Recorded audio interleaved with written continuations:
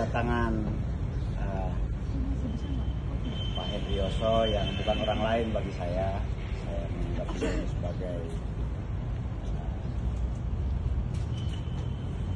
kakak sendiri. Di samping tugas kita memang sama-sama di bidang hukum ya, beliau adalah advokat senior, saya dalam beberapa kesempatan pernah menjabat sebagai kasat, direktur di bidang SRC, jadi sudah sering berinteraksi dengan kita. Kemarin ada sebuah fenomena, namun setelah bertemu dan saya menjelaskan, beliau bisa paham. Oleh sebab itu pada kesempatan sore hari ini beliau akan menyampaikan langsung kepada teman-teman. Silakan Pak. Oke. Saya sengaja datang kemari untuk meminta klarifikasi terkait dengan statement atau kegiatan pada waktu tanggal 9 lah ada keprihatinan purnawirawan TNI Polri waktu itu.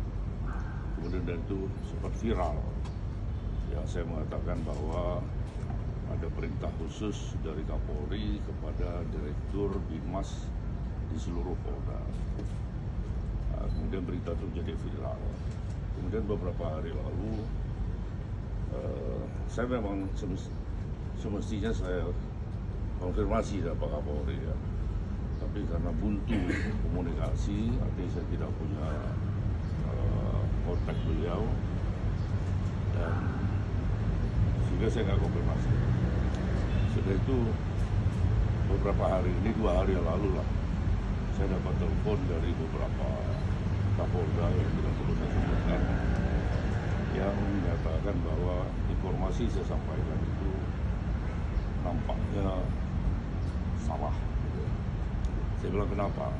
Katanya saya sudah cek ke Dir Binmas, ada bahwa tidak pernah ada Dir Binmas diundang atau diundang oleh Kapolri dan diberi arahan seperti itu.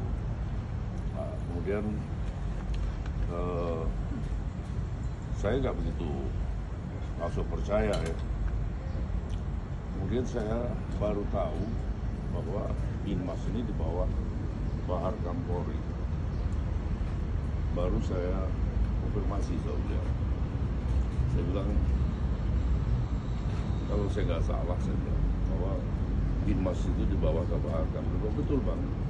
Nah, saya tanya, ini. Kemudian beliau mengatakan, saya akan konfirmasi dulu ke Pak Kapolri. Kemudian beliau telepon saya mengatakan bahwa sudah konfirmasi dengan Pak Kapolri dan sudah terkonfirmasi bahwa informasi itu tidak betul. Memberikan arahan kepada Dir Binmas, ada 5 poin seperti saya sampaikan. Nah, sehingga dengan demikian saya perlu ketemu untuk menanyakan langsung gitu ya. Nah, kemudian tadi dijelaskan bahwa apa yang beliau sampaikan lewat telepon itu memang benar adanya gitu ya. Benar adanya dalam arti tidak pernah ada arahan dari Kapolri.